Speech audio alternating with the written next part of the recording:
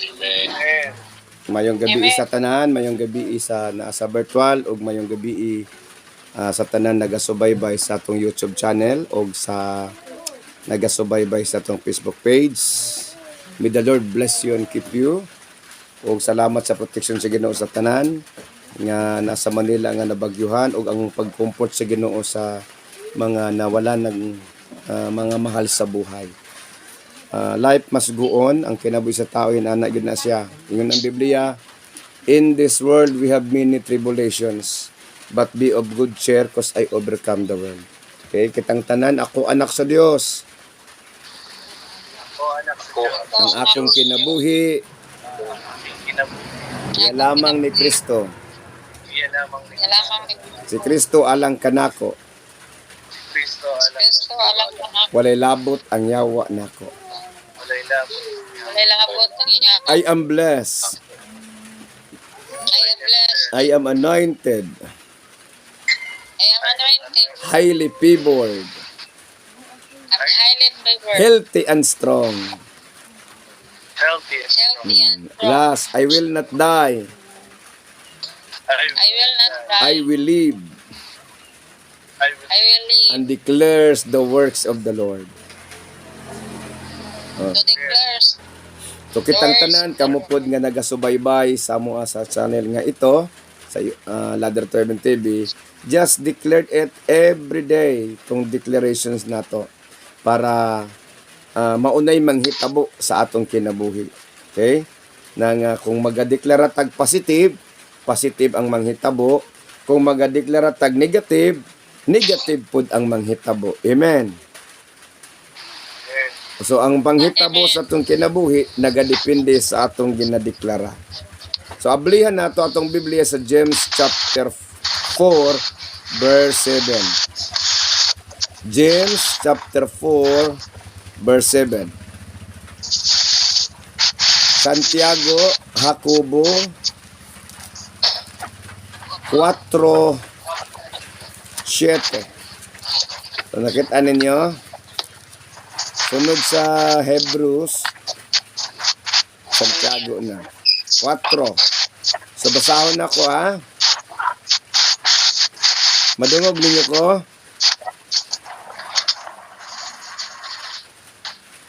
Kitang tanan ha, sabat mo sa kuha. Busa pag masinugtanon kamo sa Dios. Kitang tanan, busa pag masinugtanon kamo sa Dios.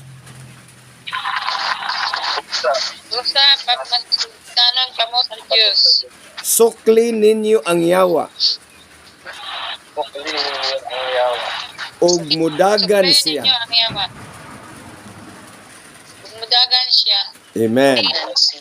So busa pag masinugtanon kamo sa Dios, unya sukli ninyo ang yawa ug mudagan siya.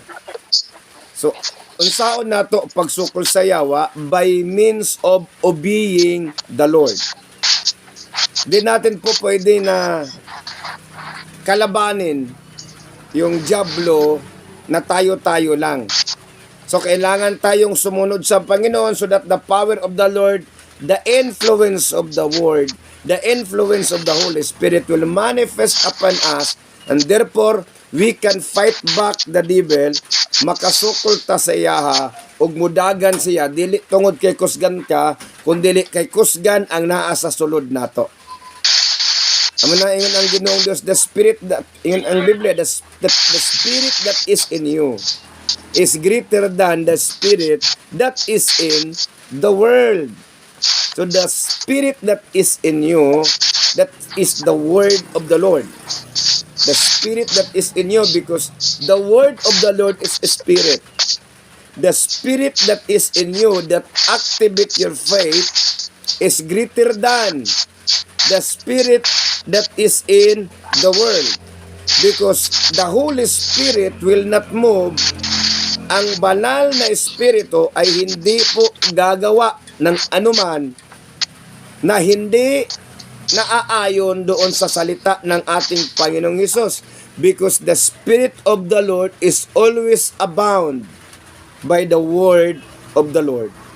Nakasabot, Ang Espiritu sa Ginoo kanunay na mag-uban sa pulong sa Ginoo. Kay ang pulong sa Ginoo Espiritu. Ang pulong sa Dios Espiritu. So atong hisgutan karong gabi ang duha ka sources, two major sources of influence. Two major sources of influence. Ulat ninyo yan. Two major sources of influence. Number one, the Word of God. And number two, the world. Okay. The Word of God o the world. The Word and the world. Muna ingon siya, obey the Lord. Resist the devil. By obeying the Lord, we can resist the devil. Without obeying the Lord, you cannot resist the devil. Dili nimo pwede masuklan ang yawa kung wala ang pulong sa Dios sa ato ang kinabuhi. Amen. Klaro, nasabtan Amen. ninyo. Praise the Lord.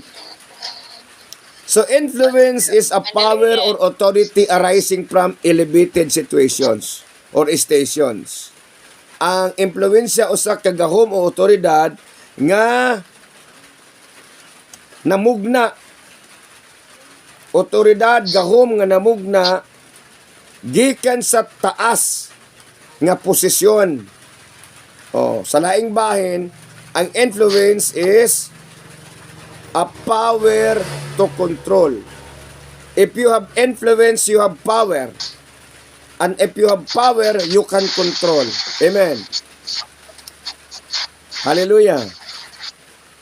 Praise the Lord. Praise the Lord. Hallelujah. Hmm. Hallelujah. If you are under the influence of the Holy Spirit, you are under the influence of God. Ug kung ang usa ka tao, kung ang isang tao ay nasa ilalim ng kapangyarihan ng banal na espiritu, ay makikita ang kabutihan sa kanyang pag-uugali, sa kanyang pananalita, sapagkat ang buhay niya ay naaayon doon sa kagustuhan ng Ama. At ang lahat ng kagustuhan ng Ama ay nandoon sa kanyang salita. Ang lahat ng kautusan at kagustuhan ng Ama ay nandoon sa kanyang mga salita. Kaya ang salita ng Panginoon, yan po ang number one na maaring sources of influence. At when the word of the Lord, kaya sinasabi sa John chapter 15 verse 7, if you abide in me, and my word abide in you, kung kayo'y mananatili sa akin at ang aking salita ay mananatili sa inyo, ask anything in my name, anuman ang iyong hingin, ay kanyang ibibigay at tutuparin. So when you are under the influence of the Holy Spirit or the Word of God, you're under the influence of God and the Holy Spirit. Because the Word itself represents the Lord. John chapter 1 verse 1, in the beginning was the Word, and the Word was with God, and the Word was God. The Word there is the Lord Jesus Christ. Ang salita na sinasabi, ang pulong ang gisulti sa John chapter 1 verse 1 ay nagahulagway kay Jesus Christ. Nagarepresent kay Jesus Christ. And the Word was made flesh and dwells among us. So, madungog ninyo ko. Maklaro ninyo. So, unsaon na ako pagkahibalo nga kanang tawhana under sa impluwensya sa pulong sa Ginoo. Okay. Unsaon na ako kahibalo nga kanang tawhana under ilalom sa impluwensya of the Holy Spirit is under the influence of the Holy Spirit. Because the number one sources, the number one major sources of the influence is God. Dalawa lang kasi itong major sources of influence eh. Yung Word of God at saka yung sanlibutan, the world. The Word of God and the world. Sige, tanungin ko kayo, baka makalimutan ninyo. Ano nga yung dalawang major sources ng influence? Number one, ano yon? The Word. Maklaro ninyo ko? Maklaro?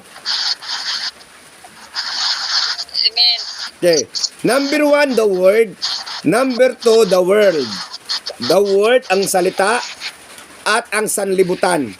Ang salita ng Diyos at ang sanlibutan. Yun po ang mga major sources of influence. How can I know that the person, that particular person, is under the influence of the Holy Spirit? Number one, the fruit of the Spirit will be seen. Ang bunga sa banal na Espiritu ay mananatili sa Kanya. Ang bunga ng banal na Espiritu ay mananatili sa Kanya. Yan po. Kaya sinasabi ko kanina, yung behavior ng tao, yung action ng tao, ay nakikita mo kung siya ay under the influence of the Word or the Holy Spirit, sapagkat the way they think, the act and the talk will align to the will of God, to the principles of God. The fruit of the Spirit will be seen. Makikita mo, makit-ani mo ang bunga sa Espiritu diha sa iyahang kinabuhi. So makaingon ka nga, kining tawhana, naa ang balang Espiritu o ilalom siya sa pulong sa Ginoo o ilalom siya sa impluwensya sa Ginoo, kay makita diha kaniya ang bunga sa Espiritu. Unsa tong bunga sa Espiritu?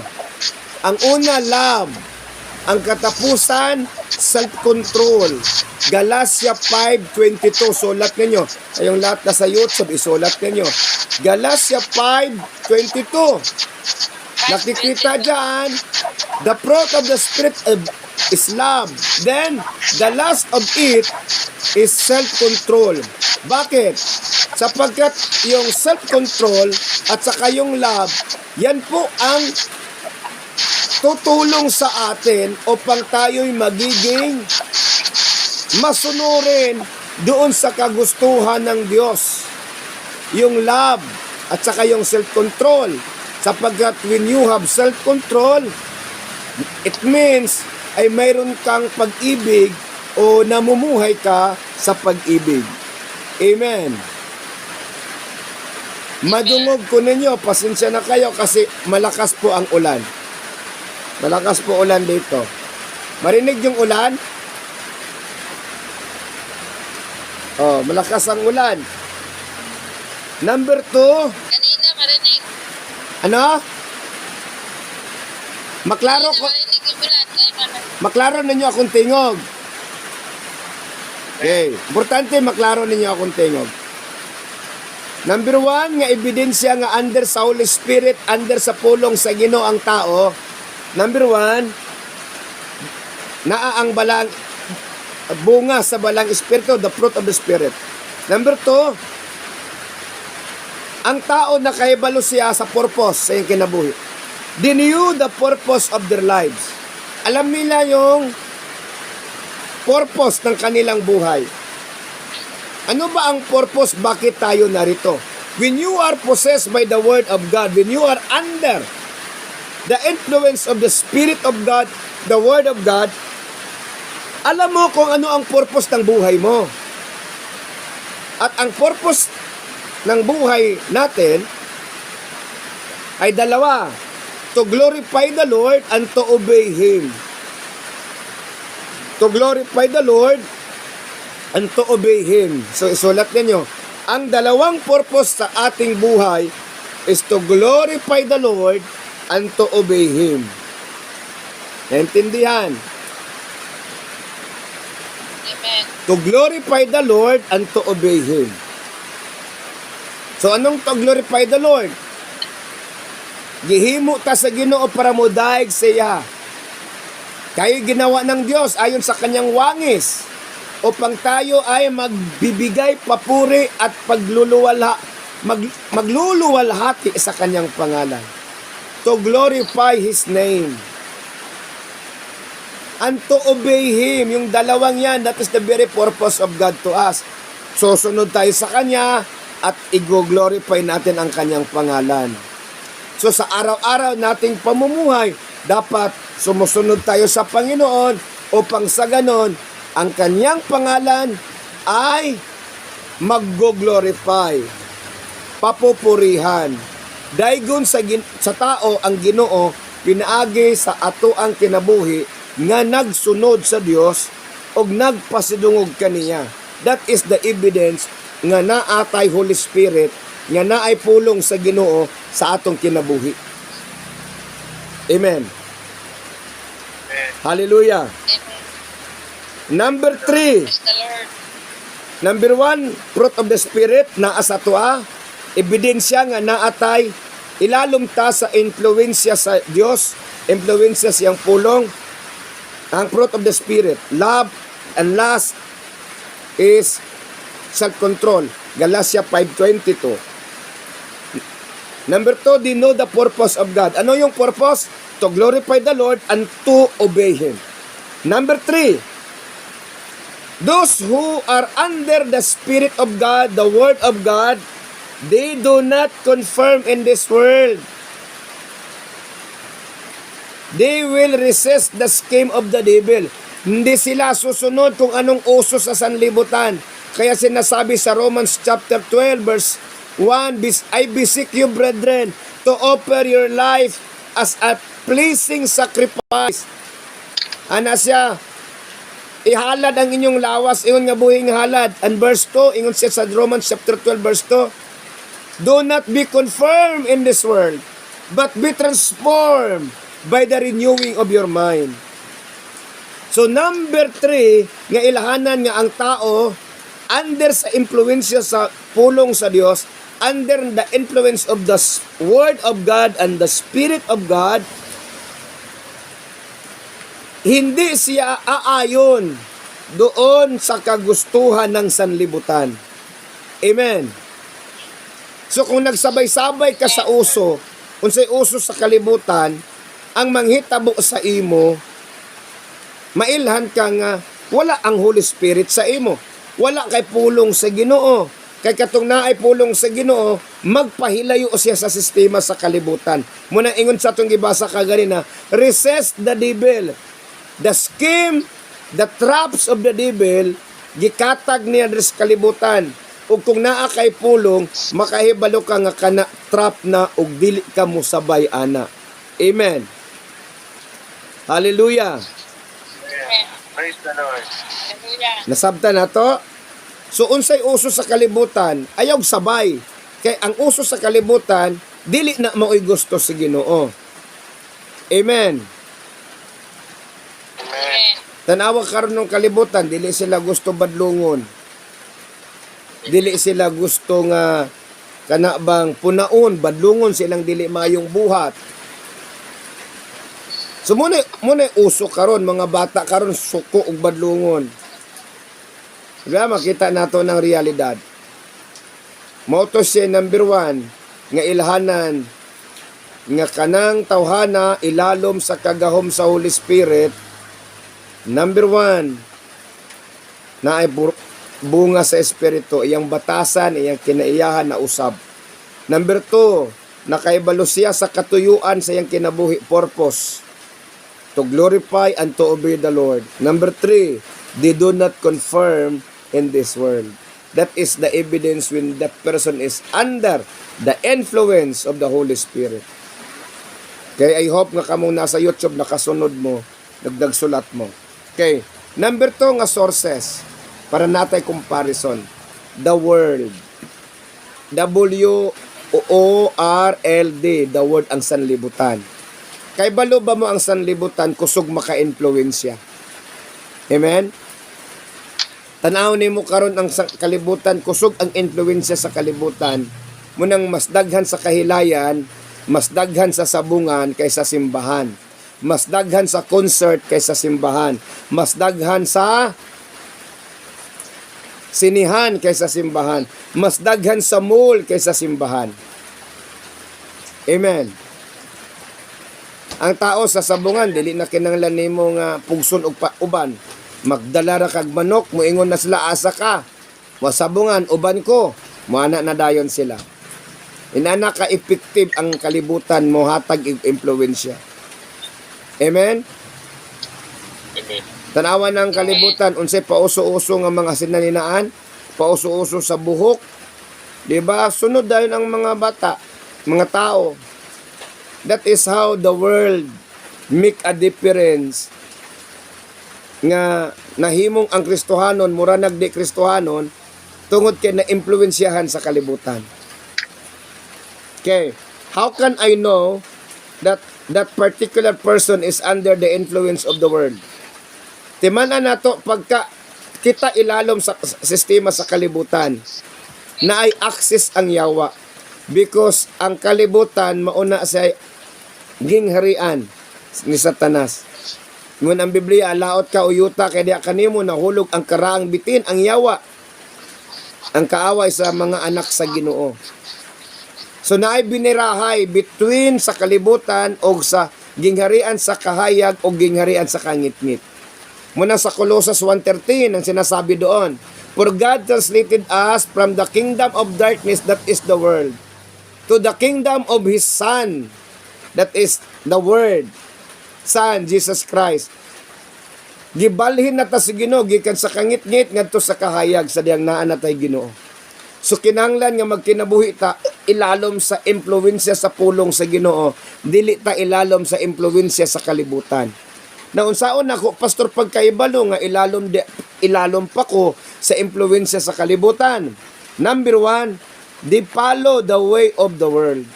Oh, di follow the way. Di ba ingon ang Biblia, do not be conformed. Kay under na ta sa Ginoo. Karon kung musunod-sunod ka o sa sistema sa kalibutan, you are not under the Lord, you are not under the Word, but you are under the world. Kasi ang sinusunod mo, yun ang nagiging mong amo. Yung nagiging controller mo. Pagka sinusunod mo ang sanlibutan. Pag ang imuhang gituman, ang imong ginasunod, ang pamaagi sa kalibutan, ang manghitabo, ang imuhang agalon, ang kalibutan. Diba? Ingon ang Biblia, do not be friend, be friend. Ayaw ka mo pagpakighigala sa kalibutan. Kaya ang nakigigala sa kalibutan, nakig-away sa Diyos. Kaya naa sa kalibutan ang tanang makaangin sa tao sa pagpakasala. Nariyan po sa sanlibutan ang mga kadahilanan kung ang tao ay bakit nagkakasala nandyan sa sanlibutan. Naadi ang kahilayan. Okay? Number 1 na ebidensya is they follow the way of the world. Ni number 2, they fulfill the desires of the flesh. Ang ilhanan nga kanang tawhana ilalom sa kalibutan, ilang ginasunod ang kagustuhan ng pita ng laman. Pita ng laman. Ya? Kanang kaulag, pita ng laman. Mo bitaw nga kung magtan-aw ka sa usa ka babae nga dili nimo asawa, tan-aw ka siyang legs. Makasala ka kung maghuna-huna ka og lain. Munang di na lang gyud ta mo tan-aw aron di ta kasala. Amen. Amen. Okay na, man po yung mga tao po nga magpa-display po silang legs. So munang sa ladder to heaven, pag magsimba ta, dili ta magsuot og mugbo. Bawal sa ato magsuot og mugbo. Kay mahimong ang tao makasala pinaagi sa imuhang pagpahayag sa imuhang pagkahubo. So ang nagtan-aw pod makasala, kadto pong nagpakita makasala kasi hinungdan nga nganong ni Ursa ang kaulag sa nagtan-aw. Amen. Mo nang bawal sa tuan ng mga sanina nga hilas. Aron dili ta makasala. That is the desires of the flesh. Diba makita nimo karon uso na kayo karon ng mga inigat nga mga sanina, inigat nga mga style, diba? Sa social media, diba? Ang kita niyo sa social media, mga babae magpa-display na sa ilahang lawas. Oh, they follow the desires of the flesh. Ang bisyo, that is the desire of the flesh, bisyo. Inom, sigarilyo, o unsa pa man. That is the desires of the flesh. Bisan gani ng soft drinks. Kung diabetic na ka, kung UTI ka, dili na ka pwede o soft drinks, then di ka kabiya sa soft drinks kay na-addict na ka, ang tawag na vices, makadaot. Kung diabetic ka, dili ka pwede og ice cream o mga tamis, pero dili jud ka ka-resist, that is vices. Ang bisyo lang, di man lang ng bisyo nga heart, napod ka ng mga bisyo nga sa atong pagkaon tungod kay gluttonous person. Ngunang gluttony, unang Biblia, likay ang tanang matang sa kahakog. Kay ang kalibutan hakog. Kay balo na siya nga high blood siya, kaon siya gumba. Kaon siya glitson, nga high blood na siya. Kaon siya chicken skin, high blood na siya. So sa'y manghitabo siya, mamatay, magkasakit. Tawagan na vices. There are many forms of vices. They fulfill the desires of the flesh. That is the number 2. Kay naa may self-control tong iya sa Ginoo. Na self-control. Pag wala kay self-control sa mga kaunin mo o sa mga bisyo sa kalibutan, ibig sabihin nun, you're under the influence of the world. Amen. Number 3. Amen. Number 3 nga ilhanan. Number 3 nga ilhanan nga kanang tawhana ilalom sa influence sa kalibutan, they don't have time to God, but have time for fun. Wala sila'y panahon sa Ginoo, pero naay panahon sa paglingaw-lingaw. Mabitaw nga nung naatay virtual worship. Para katong dili makasimba on-site, maka-appeal sa virtual. Makadungog lang gyapon pulong sa Ginoo, dili man ko magkanang maglimit-limit kung magwali ko din sa virtual, inana man gyapon akong winalihan din na sa on-site. Dili man ako pwede lamu-lamuon din sa virtual. Ngano man, saon ninyo pagkasabot kung lamu-lamuon? Amen? Nasabtan ko ninyo, nasundan ko ninyo mga igsoon. Na mayroon ba kayong napulot mga kapatid sa ating pinag-uusapan? So they don't have time to God. Daghan kayo mga tao nga inig ka Domingo to sa mall. To sa reunion. Sa adlaw sa tingsimba wala may problema mag-outing. Pamilya mag-unwind, wala problema. Pero sa panahon nga kanang adlaw para sa Ginoo, ayaw apila, ayaw nakuha. Kay kanang adlaw para na sa Ginoo. Igahina para sa Ginoo. Di ba? Maabot og lain-laing lugar, unya inigsimba dili kaabot. So they have time for fun, but they don't have time to God. Nakasabot ha? Oh. Amen. Naa sila'y panahon sa paglingaw-lingaw pero wala sila'y panahon sa Ginoo. Muna makita nimo, sige, asa may daghan sa kanang kahilayan, sa dagat o sa simbahan? Masunod na sila. Dagat sa dagat, no? O wala may problema maligo kag dagat. Pero ang problema di ako na kay simba-simba, sige na kag ligog dagat. Amo kabantay sa gobyerno, ang team building gina tunong og Domingo. Di ba sa mga kumpanya, Ang team building ginatunong og Domingo because they do not have time to God. Nasabtan ninyo ko? Yeah. Okay. So kung sa tong tulo nga ilhanan nga under ta sa impluwensya sa kalibutan, we follow the way of the world. Wait. We fulfill the desire of the flesh. We don't have time to God, but have time for fun. Natay panahon nga maglingaw-lingaw.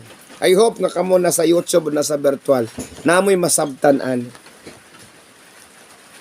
Dili nato masuklan ang yawa kung ang atong ginabuhat maoy gusto sa yawa. We cannot resist the devil if we do the will of the devil. We can resist him by obeying the will of the Lord. We can resist the devil by obeying the way of the Lord. Kay balo ba mo?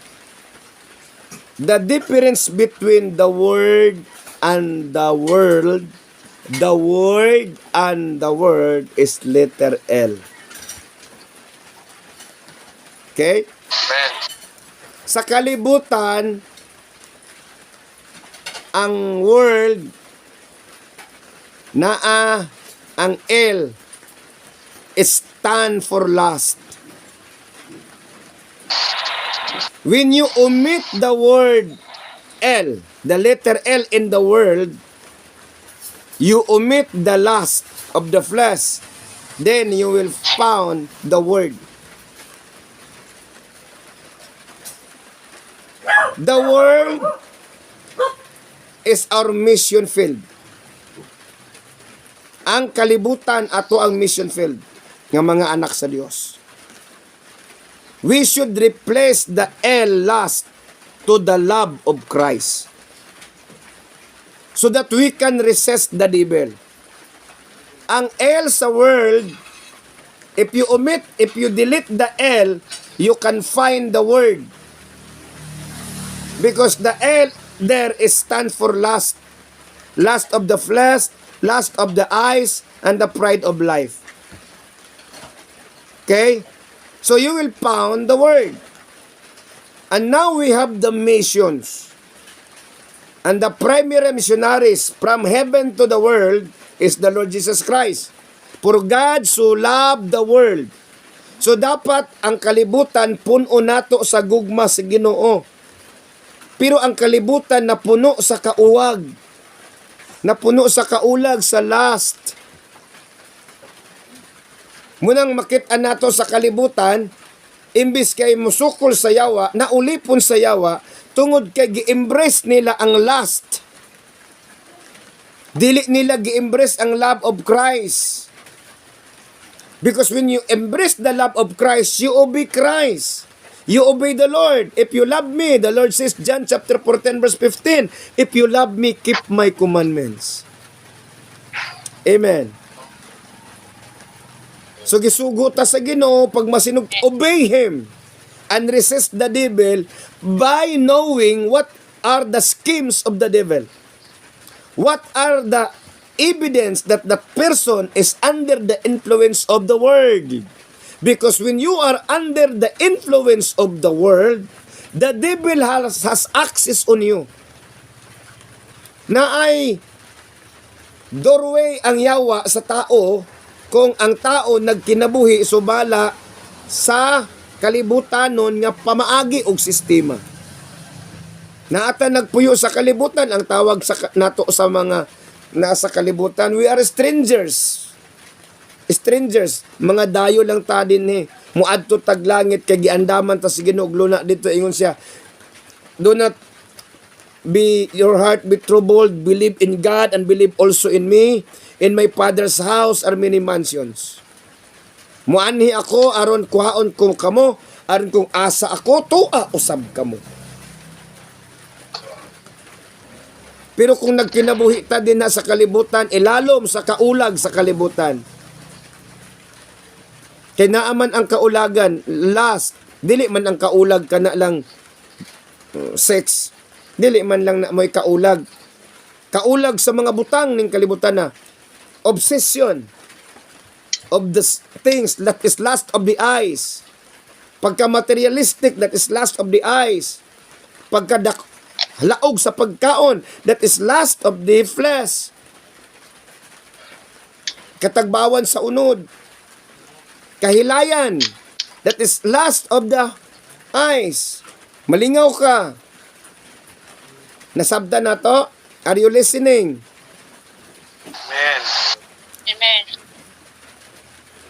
Maunang ang Ginoong Dios, gusto niya nga magmadaogon ta batok sa kaaway. Muna naiawit, all my life you had been faithful. Because He is faithful. And all my life, sa sumpay, you are so good. Nakasabot ta, mga anak sa Ginoo. Amen. You can resist the devil by obeying the Lord. And we can now know nga kini di ay iya sa kalibutan. So pangutan-on nato atong kaugalingon, unsa ba nga influensya ta nahisakop sa pulong sa Ginoo o sa kalibutan? Asa ta nga influensya na ilalom. So we can ask ourselves, kamo nga naa sa YouTube, kamo nga naminaw, pangutanan yung kaugalingon. Ask yourselves, asa ba ko na ilalom nga impluwensya? Sa pulong sa Ginoo o sa kalibutan? Timan nga dili tanan nagtawag kanako Ginoo makasulod sa gingharian sa langit. Gawas lamang ni adtong nagtuman sa kabubuton sa Amahan nga naa sa langit. Granted nga moingon ta wala may perpekto nga tao, yes. Ako makasala, kamo makasala, kitang tanan makasala. Pero dili na ba oy bot ipasabot nga kita makasasala, wala na lang gyud tay paglaom nga mabago. Munang ang Ginoo ning naog, iyang pulong iyang gihatag, aron ang pulong sa Dios magdominar sa atong kinabuhi. Amen. So unsay akong buhaton? Amen. Sundon nato ang pulong sa Ginoo. If you abide in me and my words abide in you, dili ka mabag-o kung walay pulong sa Ginoo sa imong kinabuhi.